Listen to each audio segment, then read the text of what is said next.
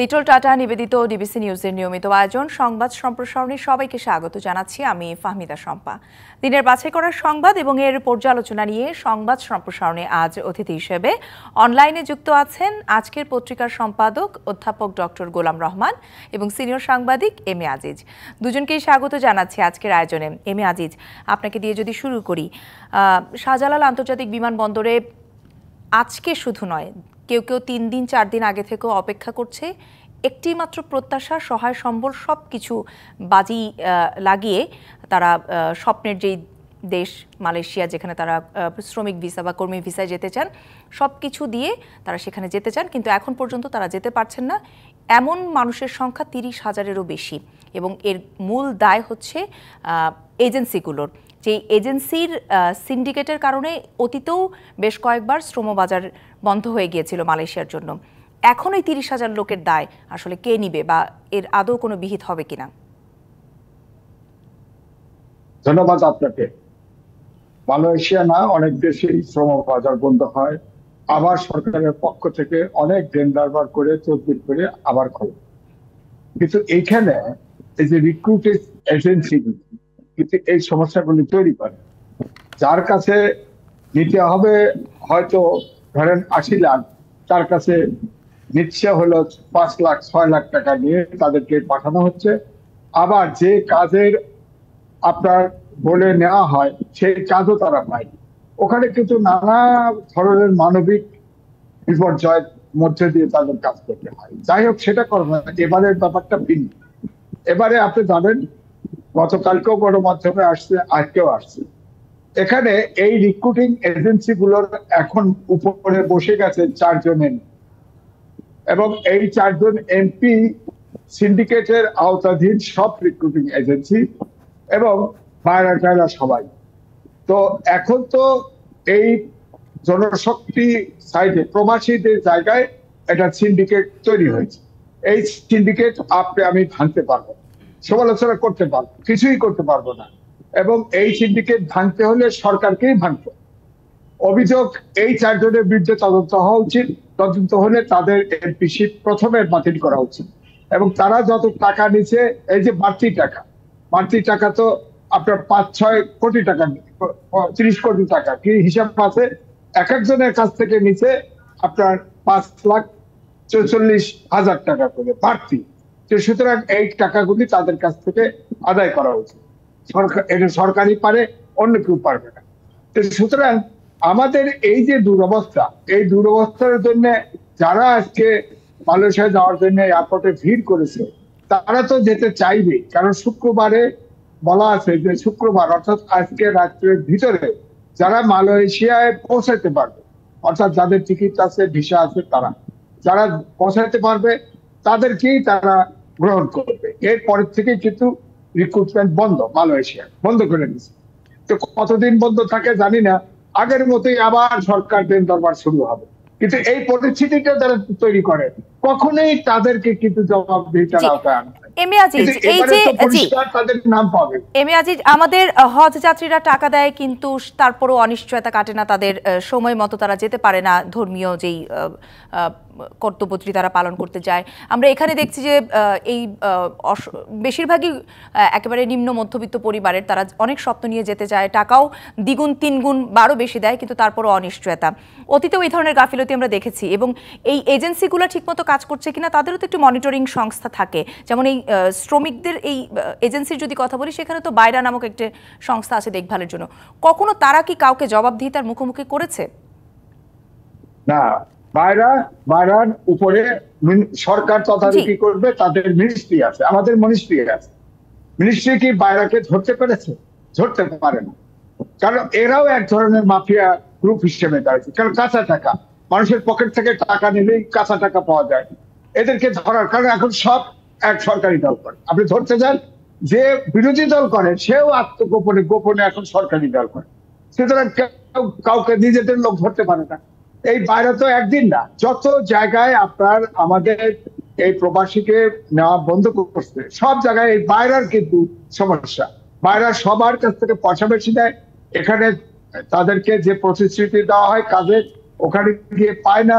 আমি গত ঈদের সময় আমি ওমরা করতে গেছি, আমি মক্কা এবং মদিনাতে বাংলাদেশিদের দুর্ভোগ আমি দেখেছি, এবং তারা কিন্তু অতি কষ্টে আছে, খালি যেতে চায়, সোনার হরিণ ধরতে চায়।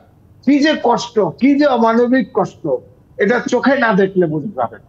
কিন্তু এটার জন্য যারা এই যে তাদেরকে এক্সপ্লয়েট করে, কেউ জমি বেচে, গরু বেচে, সয় সম্পত্তি বিক্রি করে তাদের টাকা তুলে দেয়, অনেকে তো ব্যাংক থেকে অথচ ঋণও তাদের নিয়েছে। প্রতিশ্রুতি রাখে না। হ্যাঁ, ঋণও নেয়।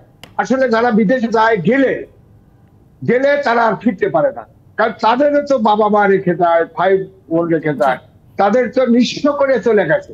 তাদের অন্তত পক্ষে সেই টাকাটা তো ইনকাম করতে হবে, সেই ভরসায় তারা দিনের পর দিন তারা কিন্তু ফিরে আসতে পারে, জি তারা যায়। এছাড়া তো আপনার নারী কর্মী আছে, নারী কর্মীদের আলাদা আলাদা দুর্ভোগ, এটাও কিন্তু আমরা দেখি না। সুতরাং আমাদের কথা হলো যে কর্মী আমাদের দেশের জনগণ বেশি, তাই বলে আমরা মৃত্যুর মুখে কাউকে ঠেলে দিতে পারি না। অবশ্যই সরকারকে, যারা দায়িত্ব এজেন্সিকে জবাবদিহি আনতে হবে, এবং বিশেষ করে এখন যে 4 মন্ত্রীর নাম আসছে এবং মালয়েশিয়ার যে 2 ব্যক্তি জড়িত আছে ওখানে, তাদেরও নাম আসছে, তাদেরকে ধরে তাদের কাছে বিচার। আমি এই একই বিষয়ে একটু অধ্যাপক গোলাম রহমানেরও মন্তব্য নিয়ে আসতে চাই, যে এই যে সিন্ডিকেটের কথা বারবার উঠে আসে এবং যে কারণে অতীতে আমাদের অভিজ্ঞতাও খারাপ ছিল, শ্রমবাজার বন্ধ হয়ে গিয়েছিল। এবারও যখন এই এতগুলো লোক যাবে না বা আন্তর্জাতিক মিডিয়াতে এই খবর প্রকাশিত হচ্ছে বা হবে দেখবে, তখন কি সামনের দিনে মালয়েশিয়ার শ্রমবাজারের সাথে আমাদের দূরত্ব কমবে না বাড়বে? কি প্রভাব পড়বে? ধন্যবাদ। বিষয়টি হচ্ছে যে এটি কিন্তু আজকের নতুন সমস্যা না। আজকে যদিও তীব্রভাবে এদিকে দেখা হচ্ছে, এবং যেহেতু মালয়েশিয়া যাওয়ার বিষয়টা একেবারেই ঘনিয়ে এসছে এবং সময় দ্রুত ফুরিয়ে যাচ্ছে, সেই সময় তারা টিকিট পাচ্ছে না, বিমানের কোনো সিট পাচ্ছে না, যাওয়ার ব্যবস্থা নেই। এখানে সরকারের ভয়াবহ এক ধরনের অমনোযোগিতা আছে। তারা যথেষ্ট তৎপর হলে বিষয়টি কিন্তু কয়েকদিন আগে থেকেই আমরা দেখছি, পত্রিকা আসছে, বিভিন্ন গণমাধ্যমে আসছে। সুতরাং বিষয়টি কিন্তু সবারই নজর আছে আমার ধারণা। এখন বৈদেশিক কল্যাণ মন্ত্রণালয়, তারা হয়তো প্রবাসী কল্যাণ মন্ত্রণালয়, তারা হয়তো বিষয়টা দেখবেন, দেখার কথা। কতটুকু দেখছেন এটা আমরা জানি না, কিন্তু বিষয় হচ্ছে যে এখন বিভিন্ন যে মানব যারা শ্রমবাজারে যারা আমাদের লোকজনদের রিক্রুট করছেন, রিক্রুটিং এজেন্সি যারা, এই রিক্রুটিং এজেন্সিগুলো প্রপারলি কাজ করে না, এবং তাদের মধ্যে নানান ধরনের দুর্নীতি, নানান ধরনের বিষয় আছে, যে কারণে আমরা জানি যে এই অব্যবস্থাটা চূড়ান্ত আকার ধারণ করেছে। শুধু আজকে মালয়েশিয়ার কথা নয়, বিভিন্ন সময়ে সৌদি আরবের কথা, মিডল ইস্টের বিভিন্ন দেশে যাওয়ার বিভিন্ন সময় আমরা দেখি, গ্রিসে নৌকাডুবিতে বাংলাদেশিরা মারা যায়। নানান ধরনের অব্যবস্থার মধ্য দিয়ে তারা যখন মন্ত্রণালয়ের সুযোগ পায়, সুবিধা পায় না, কিংবা প্রপার যারা এই সুবিধাটা প্রোভাইড করার কথা, তাদের কাছ থেকে যখন সুযোগ সুবিধাটা পায় না, তখন তারা স্বাভাবিকভাবেই কোনো না কোনো ভাবে এই রিক্রুটিং এজেন্সি কিংবা দালাল চক্রের খপ্পরে পড়ে তারা এই বিদেশে যাওয়ার কথা বিবেচনা করে, এবং অনেক বেশি অর্থ বিনিয়োগ করে তারা যাওয়ার জন্য প্রস্তুত হয়। কিন্তু এই যে অব্যবস্থাপনাটা, এটা কিন্তু একটা প্রাতিষ্ঠানিকীকরণ হয়ে গেছে। এটা এই যে দিনের পর দিন এই অব্যবস্থাটা চলছে, যারা আজকে যেতে পারবে না আজকে নির্ধারিত সময়সীমার মধ্যে, সেই সব লোকেরা তাদের টাকা ফেরত পাবে এমন নিশ্চয়তা দেবার মতো দেশে কেউ আছে, বা তাদেরকে আসলে এই ক্ষতি পুষিয়ে দেবার মতো কোনো ব্যবস্থা আছে বা নেওয়া যেতে পারে? 30,000 যাওয়ার কথা, সেখানে 15,000, সেখানে 30,000-এর মধ্যে মাত্র 1,500 লোক যেতে পারছে, এ পর্যন্ত বিমানে সিট পেয়েছে। এই যে বাকি লোকদের, তারা যদি না যেতে পারে, তাদের তো ভয়াবহ ধরনের বিরাট ক্ষতি হয়ে যাবে। এই যে 5 থেকে 7 লাখ টাকার কথা বলা হচ্ছে যে এক একজনের কাছ থেকে নিয়েছে, টাকাটা তারা ফেরত পাবে কিনা সেই নিশ্চয়তা আছে তাদের? না, সেটা কেমনে পাবে না, কারণ এই বেশিরভাগ টাকা এটা অবৈধভাবে নেওয়া। কারণ তাদের ন্যায্য যে ফি কিংবা যে টাকাটা দেওয়ার কথা, সেটা তো অল্প পরিমাণ, সেখানে তো কয়েক গুণ বেশি টাকা দিয়ে তারা যাওয়ার জন্য প্রস্তুত হয়েছে। সুতরাং এই টাকা তো তারা ফেরত পাওয়ার সুযোগ নেই, আমার সরল বিশ্বাস এইটাই মনে হয়। তো সেই জায়গায় এখানে সরকারের বড় ধরনের তদারকি ব্যবস্থা কার্যকর করা দরকার। এই তদারকি ব্যবস্থাটা কার্যকর না হলে এটাই চলতেই থাকবে, এর কোনো শেষ নেই, একটা অশেষ অবস্থা। এখানে আমাদের দেশের সাধারণ মানুষ, বিশেষ করে নিম্নবিত্ত মধ্যবিত্ত পরিবারের লোকের যারা নানান জমি জমা বিক্রি করে ঘরবাড়ি বন্ধক রেখে অনেক কষ্ট করে তারা বিদেশে যাওয়ার স্বপ্ন দেখে।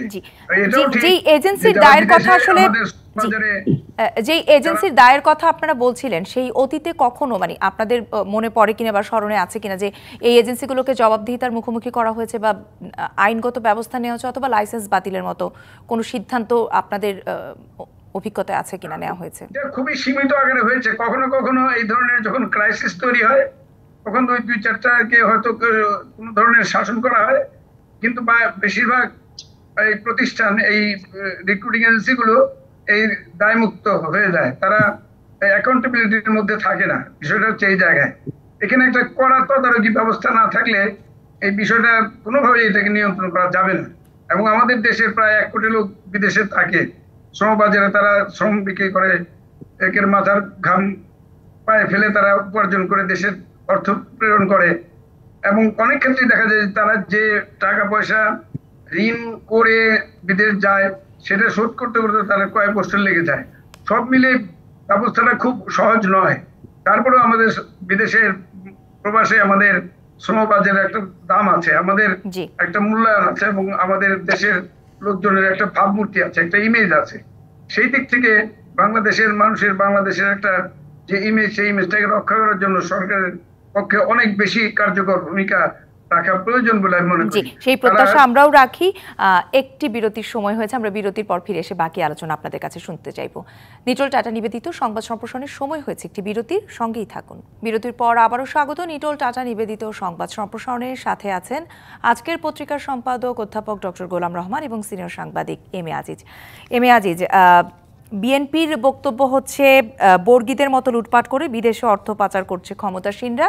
বিপরীতে ক্ষমতাসীনরা প্রত্যুত্তরে যেটি বলেছে যে এই বর্তমান সরকার তো অন্তত পক্ষে যখনই যার বিরুদ্ধে দুর্নীতির অভিযোগ এসেছে তাদের ব্যাপারে ব্যবস্থা নিয়েছে, কিন্তু অতীতে তো যারা ক্ষমতায় ছিল, বিরোধীরা যখন ক্ষমতায় ছিল তখন তো তারা এই দুঃসাহসিকতা দেখায়নি। কি বলবেন এই দুই দলের পাল্টাপাল্টি বক্তব্যে? দেখেন, দুই দলেরই কম বেশি, বিএনপিরও আমরা জানি কারা কারা বাড়তি টাকা জোগাড় করেছে, এবং বিএনপি আওয়ামী লীগের ভিতরে এটার সংখ্যা এখন সবাই প্রতিযোগিতা করে টাকা ইনকাম করছে। কিন্তু আমার বক্তব্য হলো, যারাই দুর্নীতিবাজ সে যে দলেরই হোক তাদেরকেই আইনের আওতায় আনা উচিত, কারণ আর দুর্নীতি সহ্য হচ্ছে না। দেশের এই টাকা পয়সা পাচার, এই যে একটু আগে আলোচনা করলাম, এখানে 4 জন এমপি যুক্ত হয়ে গেছে, কে বিচার করবে বলেন? একজন মন্ত্রী, প্রবাসী কল্যাণ মন্ত্রী, তার পক্ষে সম্ভব এই এদেরকে এই গডফাদারকে মানে আইনের আওতায় আনা বা জবাবদিহিতার আওতায় আনা সম্ভব না। এইভাবে অনেক প্রত্যেক সেক্টরে কিছু অলিগার্ড তৈরি হয়ে গেছে। সুতরাং আমার বক্তব্য হচ্ছে যে এখানে একে অপরের দোষ না চাপিয়ে, ওবায়দুল কাদের সাহেব বলেছেন বিএনপির ভিতরেও দুর্নীতিবাজ আছে, তাদেরকে ধরে বিচার করেন, এবং আওয়ামী লীগের যারা ধরা পড়তেছে তাদেরও বিচার করেন। এখন ধরেন যেমন জনশ্রুতি এখন আলোচনা হয়ে গেছে যে বেনজির তার ফ্যামিলি ধরে ব্যাংকের টাকা তুলে নিয়ে চলে গেছে। এখানে বলা হচ্ছে যে চোরে চুরি করো, গৃহস্থের কয় সজাগ থাকে। অর্থাৎ এই যে দুর্নীতি দমন কমিশন, এই যে বিচার বিভাগ, এই যে সরকার খালি আইনে প্রসেসে ফেলে দিয়ে এদেরকে টাকা তুলে নিয়ে বিদেশে যাওয়ার ব্যবস্থা করে দিচ্ছে। তার টাকা এখন টাকা উদ্ধার করবে কি করবে? তার যে বেশিরভাগ টাকা, এই টাকা তার এই দেশে আসার দরকার নেই, দেশে কোনো দরকার নেই। এই দেশ তো তার জন্য বসবাসের উপযুক্ত না, তার যে আলিশাই অবস্থা। সুতরাং আর বাড়তে দেওয়া উচিত না, আর দোষারোপ আমরা শুনতে চাই না। বিএনপির ভিতরে থাকুক, আওয়ামী লীগের ভিতরে থাকুক, জাতীয় পার্টি বা অন্য যেই থাকুক, আমি থাকি, আপনি থাকেন, যে দুর্নীতিবাজ হোক, তার জন্য যেটা আওয়ামী লীগও তার ইশতেহারে প্রথম যে 10 দফা দিচ্ছে তার ভিতরে দুর্নীতিতে জিরো টলারেন্স দেখিয়েছে। জিরো টলারেন্স যদি দেখে, প্রশ্ন উঠেছে যেমন বেনজির, তাকে তো শুদ্ধতার প্রসার থেকে শুরু করে 7-8 বার মেডেল দিয়েছে, এতগুলো আপনার প্রমোশন পেয়েছে, কমিশনার, র্যাপসি, আইজিপি। তো এটা কি বাংলাদেশের কোন এজেন্সি না এই লোকটার সম্পর্কে কেউ জানতে পারল না? এমনকি শুনে রাখেন, আমাদের প্রেস ক্লাবের প্রেসিডেন্ট ছিল শফিকুর রহমান, প্রেসিডেন্ট ছিল, তিনি এখন সিটিং এমপি, 2বারের এমপি। সে একটা টেলিভিশনের আপনার ডিক্লারেশন নিয়েছিল, বেনজির আহমেদ ডেকে নিয়ে তাকে বাধ্য করছে, লিখে নিছে, টেলিভিশন দেখে নিছে। এখন শফিকুর রহমান বলা শুরু করছে, আগে বলে সাহস করে না। একজন এমপিও একজন আইজিপিতে ভয় পায়, কারণ সে ধরে নেয় আমার অসুবিধা ঘটাবে, অর্থাৎ আমার জীবন নিয়ে টানাটানি লাগতে পারে। এই যখন দেশে, আমার কথা হলো কাউকে যার যে দায়িত্ব তাকে দিয়ে অতটুকুই দায়িত্ব পালন করানো উচিত এবং তাকে প্রত্যেককে জবাবদিহির আওতায় আনা উচিত। আর দুর্নীতিবাদ সে যেই থাকুক না কেন, আপনার আমার ঘরের ভিতরে বাইরে রাজনীতিতে যেখানেই অনেক বেশি হয়ে গেছে। এখন দেশটা একদম অসহনীয় পর্যায়ে চলে গেছে দুর্নীতিতে। সুতরাং সব দুর্নীতিবাদকে যেই জিরো টলারেন্সের কথা আমরা বরাবরই শুনি, তার প্রতিফলন আসলে আমরা দেখতে চাই বা দেখতে শুরু করেছিও এক ধরনের বলা যাবে। অধ্যাপক গোলাম রহমান, এই জায়গাটিতে একটু আপনার সঙ্গে যেটি এম এ আজিজ বলছিলেন যে জবাবদিহিতার বা বিচারের মুখোমুখি তো করা হচ্ছে, কিন্তু সেটি কি সময় মতো করা হচ্ছে নাকি একটু দেরি? সময়টা তো খুব ইম্পর্টেন্ট আসলে, আপনার কাছে কি মনে হয়?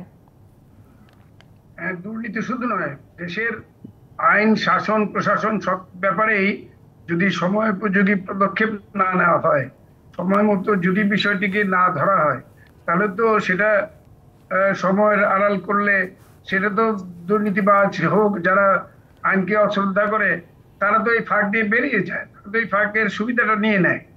এখন সেই জন্য আজকে এই দুর্নীতির কথাটা শুধু আজকে নয়, দীর্ঘকাল বাংলাদেশ দুর্নীতিতে যথেষ্ট পিছিয়ে আছে এবং এটা প্রতিদিনই হয়তো কম বেশি আলোচনা হচ্ছে। এখন তাহলে দায়বদ্ধতা কার? সরকারের যেমন দায়বদ্ধতা, প্রতিটি প্রতিষ্ঠানের দায়বদ্ধতা, প্রতিষ্ঠানের যারা উচ্চ পর্যায়ের যারা কর্মকর্তা রয়েছেন, তাদের দেখভাল করার যে সুযোগ রয়েছে সেগুলো তাদের কার্যকর করা উচিত। এখন সরকারের মাঝে মাঝে ভালো আমরা পদক্ষেপ দেখি। এখন মাননীয় প্রধানমন্ত্রী শেখ হাসিনা তিনি জিরো টলারেন্সের কথা বলেছেন, দুর্নীতি নিয়ে নানানভাবে উদ্যোগ নিচ্ছেন, ধরার চেষ্টা করেছেন, কিন্তু এই প্রয়াস এবং প্রয়োগটি খুব সীমিত আকারে হচ্ছে বলে আমার মনে হয় যে প্রচুর লোকজন এই দুর্নীতির সাথে সংশ্লিষ্ট এবং যারা ধরা পড়ছেন সেটা গুনতিতে যেভাবে দেখা যায় সেটা খুবই সামান্য। এই যে সামান্য, তারপরও যে অভিযান অব্যাহত আছে সেটা একটা বড় ধরনের ব্যাপার। কিন্তু এই অভিযানকে কার্যকর করতে গেলে আইনের শাসন সঠিকভাবে প্রয়োগ করতে হবে এবং এই দ্রুত এক ধরনের বিচার ব্যবস্থায় দ্রুততা নিয়ে আসতে হবে। আমাদের বিচার ব্যবস্থায় আমরা এই কথাটা খুব খোলামেলা বলতে পারি না, কারণ হচ্ছে যে কোনো কিছু বলতে গেলে সেটা আবার আইনের চোখে অনেক ধরনের সমস্যা তৈরি করতে পারে। কিন্তু আমাদের সেই ব্রিটিশ আমল থেকে যেভাবে আইনের ধারা চলে আছে, যেভাবে চলে আসছে, সেখান থেকে বাংলাদেশ, স্বাধীন বাংলাদেশের সবকিছুই আমরা এগিয়ে যাচ্ছি এবং আইনের শাসনও নিশ্চয়ই অনেক বেশি কার্যকর হবে, অনেক বেশি দ্রুততার সাথে হবে বলে আমরা বিশ্বাস করি। কিন্তু আমরা দেখছি যে আমাদের অনেক নতুন নতুন আইন হচ্ছে, নতুন নতুন আইনের প্রয়োগ হচ্ছে, কিন্তু আমাদের দৃষ্টিভঙ্গিতে আমাদের যে কালচারাল লিগ্যাসি, আমাদের যে পিছুটান, এ থেকে আমরা মুক্ত হতে পারছি না। আমাদের সেই পুরনো অভ্যাস থেকে আমরা বেরিয়ে আসতে পারছি না। আমাদের যে আধুনিক মন প্রাণ কিংবা আমাদের যে কার্যক্রমে যে আমাদের উদ্যোগ নেওয়া দরকার, আমাদের বিচার ব্যবস্থায় যে অনেক বেশি আধুনিক হওয়ার প্রয়োজন, দ্রুততার সাথে যে বিচার সমাধা করার প্রয়োজন রয়েছে, নইলে যে বিচার অনেক সময়। অধ্যাপক গোলাম রহমান, এখানে আরেকটি বিষয় না বলে পারছেন, যেটি এমি আজিজও প্রশ্নটি তুলেছিলেন, যে একজন মানুষ এত বেশি অস্বাভাবিক রকমের সম্পদশালী হয়ে যায়, সেটি কোনো এজেন্সির কাছে কোনো তথ্য থাকে না বা আশেপাশের কারো কাছে কোনো তথ্য থাকে না। আমরা অতীত অভিজ্ঞতা যেটি দেখি যে যখন হয়তো গণমাধ্যমে কোনোভাবে ব্যাপারগুলো প্রকাশ হয় তখন হয়তো ব্যবস্থা নেওয়া হয়। এই যে এর প্রকাশের আগে না জানা না শোনার যে ব্যাপারটি, এটিও ব্যাপারেও আসলে আরো কিছু করার আছে কিনা? তথ্য, আমার ধারণা এই যে দুর্নীতির তথ্য বিভিন্ন প্রতিষ্ঠানের কাছে, সংশ্লিষ্ট প্রতিষ্ঠানের কাছে আমার ধারণা অবশ্যই আছে, কিন্তু সেগুলোকে কার্যকর করে ব্যবস্থা নেওয়ার মতো যে সিদ্ধান্ত, সেই সিদ্ধান্তহীনতার একটা ব্যাপার আছে। সেখানে তারা ওই কোন সিদ্ধান্তটা নিয়ে এগোবে, সেখানে হয়তো দ্বিধাদ্বন্দ্বের ব্যাপার আছে। কিন্তু আমরা তো দেখলাম যে এই সম্প্রতি যে কর্মকাণ্ডগুলি ঘটলো, যাদেরকে গ্রেপ্তার করা হলো, বিচারের সম্মুখীন করা হচ্ছে, এগুলো তো অবশ্যই বড় ধরনের চ্যালেঞ্জ। কিন্তু কথাটা হচ্ছে, যদি মানবিক থেকে দেখা যায়, আমাদের সমাজের যে অবস্থা, তাতে করে দেখা যায় যে একজন মানুষ কি পরিমাণ সম্পদ অর্জন করে ভোগ করতে পারেন, তাদের ভোগেরও তো একটা সীমা রেখা আছে নাকি? কিন্তু তারা কি মনে করেন না যে এই সম্পদ তারা জীবনে কোনোদিনই ভোগ করতে পারবেন না, কিংবা তাদের যে যার পরবর্তী প্রজন্ম তারাও এগুলো ভোগ করতে পারবে না। কিন্তু আইনের চোখে আমরা অনেক সময় এগুলোকে চ্যালেঞ্জ হতে দেখেছি, এবং কোনো কোনো ক্ষেত্রে আইনের ফাঁক দিয়ে অনেক বেরিয়ে যাচ্ছে, বিদেশে পালিয়ে যাচ্ছে, এরকম অনেক দেখা যায়। এবং আপনারা দুজনেই বলছিলেন যে প্রকৃত দুর্নীতিবাজদের সংখ্যার চেয়ে যারা ধরা পড়ছে সেই সংখ্যাটা অনেক কম। তবে এটি বলতে চাই যে অন্ততপক্ষে মুখোমুখি তো হচ্ছেন, কেউ আসলে দুর্নীতি করে যে পার পাচ্ছেন না আগে পরে হলেও, সেই দৃষ্টান্ত কিন্তু একটু একটু করে আমরা স্থাপন করতে যাচ্ছি। নিশ্চয়ই সামনের দিনে এই গতি আরও অনেক বাড়বে। আমি আরেকটি বিরতি থেকে ঘুরে আসতে চাই। নিটোল টাটা নিবেদিত সংবাদ সম্প্রসারণে সময় হয়েছে আরও একটি বিরতির, সঙ্গেই থাকুন। বিরতির পর আবারও স্বাগত নিটোল টাটা নিবেদিত সংবাদ সম্প্রসারণের সাথে আছেন অধ্যাপক ডক্টর গোলাম রহমান এবং এম এ আজিজ।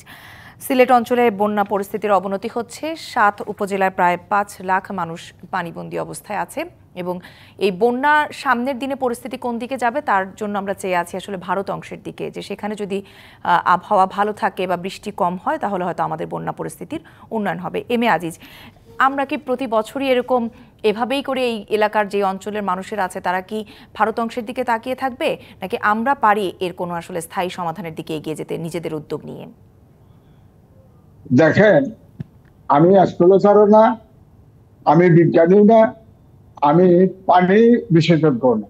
তবে এটাই বলতে পারি, আপনার আমার জীবদ্দশায় নাও দেখতে পারি বাংলাদেশের এই অঞ্চলে কোনো জনবসতি থাকবে না। কারণটা হচ্ছে যে আমাদের পার্শ্ববর্তী দেশ, বন্ধু দেশ, বৃহৎ দেশ, তারা আইন মানে না এই ক্ষেত্রে। যেমন 1997 সালে আন্তর্জাতিক পানি প্রবাহ কনভেনশন হয়, সেখানে 2014 সালে আইন হয়। আইনে বলা আছে দেশ নদী যেগুলি আছে, অর্থাৎ একটা নদী আর একটা দেশে প্রবাহিত হলে একে অপরকে তাদের হিস্সা দিতে হবে। ভারতের 57টা রিভার বাংলাদেশে এসে পড়েছে, অর্থাৎ 57টা রিভার আন্তর্জাতিক রিভার।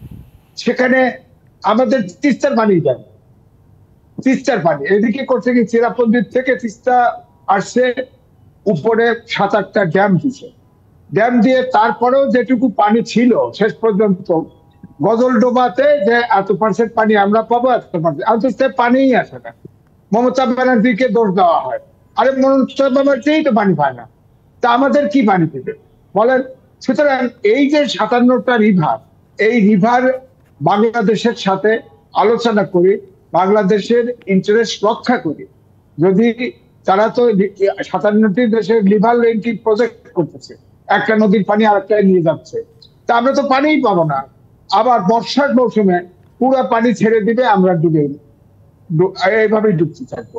সুতরাং আমি এটার সমাধান দেখছি না যতক্ষণ পর্যন্ত ভারত এই আন্তর্জাতিক আইন না মানে, বা আমরা আমাদের দেশের রাজনৈতিক দল সব এটাকে জাতীয় হিসেবে একমত হয়ে জাতীয় ইস্যুতে ঐক্যমত্যের ভিত্তিতে আমাদের হিস্সার জন্য দাবি না তোলে, ততক্ষণ পর্যন্ত আমার মনে হয় এই পানিতে আমরা ডুবতেই থাকবো। জি। চিরাপুঞ্জির পানি এটা আল্লাহ দেন, এই পানি আমি আপনি ফুটি অন্ধ করতে পারবো না। ওখানে বৃষ্টি বেশি হলে পানি আমাদের এখানে বেশি আসে, ওখানে বৃষ্টি কম হলে আমাদের এখানে পানি কম আসে, এইসব অবাক বৈজ্ঞানিক তত্ত্ব চলবে না। চেরাপুঞ্জিতে সারা বছরই বৃষ্টি হয় এবং ওই বৃষ্টি নেমে আসছে বিভিন্ন আপনার নদী পথ হয়ে চলে আসে বাংলাদেশে। আমার বক্তব্য হচ্ছে যখন যে পানির প্রয়োজন তার একটা হিসাব নিকাশ হওয়া উচিত। ন্যায্য হিসাব ব্যাপারটি আসলে আপনি জি আমি এই একই বিষয়ে জি জি ভারত কিন্তু নেপালের সাথে আবার উল্টাটা, ভারত কিন্তু নেপালের সাথে আন্তর্জাতিক নদী আছে, ওইটা মানতে হবে, নেপালেরটা মানে না। আমি আপনার বক্তব্য বুঝতে পেরেছি। আমি একই বিষয়ে অধ্যাপক গোলাম রহমান কি মনে করেন তারটা শুনতে চাই। বিষয়টি হচ্ছে যে যখন উপরের থেকে পানি নিচের দিকে গড়ায় তখন কিন্তু নিচের দেশ যারা ভৌগোলিকভাবে অবস্থান করে তাদের এক ধরনের তাদের ন্যায্য হিসাব পাওয়ার একটা ব্যাপার আছে। পানি উপর থেকে গড়ালে শুধু উপরের যারা অধিকার করে আছে তাদের রাইট আছে, অধিকার আছে, এটা কিন্তু না।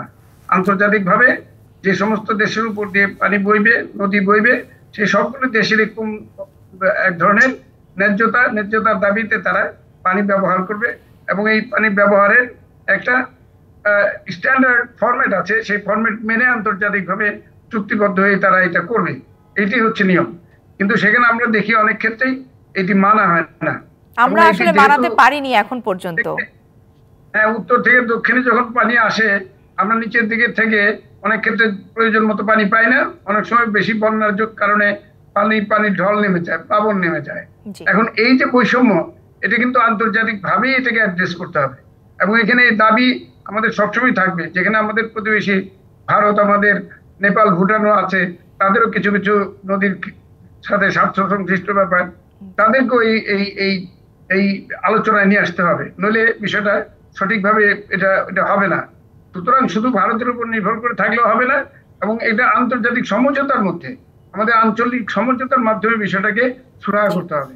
নইলে আমরা সবসময় নিচের দিকের দেশ, দক্ষিণ দিকের দেশের হিসেবে আমরা বঞ্চিত হয়ে থাকবো কিংবা অতি প্লাবনে ডুবে থাকবো। এই ঝুঁকি থেকে আমাদের মুক্ত হতে হবে। এটা একটা আপনি যথার্থই বলেছেন যে আসলে যদি আঞ্চলিকভাবে সবাই মিলে এই সমস্যার সমাধানের দিকে না যায় তাহলে কিন্তু এই প্রকৃতির দিকেই আসলে যেন সেই অঞ্চলে বৃষ্টি কম হয়, আমাদেরকে সেদিকেই তাকিয়ে থাকতে হবে। অনেক অনেক ধন্যবাদ আজকের আলোচনা আমাদের সঙ্গে যুক্ত হওয়ার জন্য। এই ছিল নিটোল টাটা নিবেদিত সংবাদ সম্প্রসারণে। ডিবিসির সঙ্গেই থাকবে।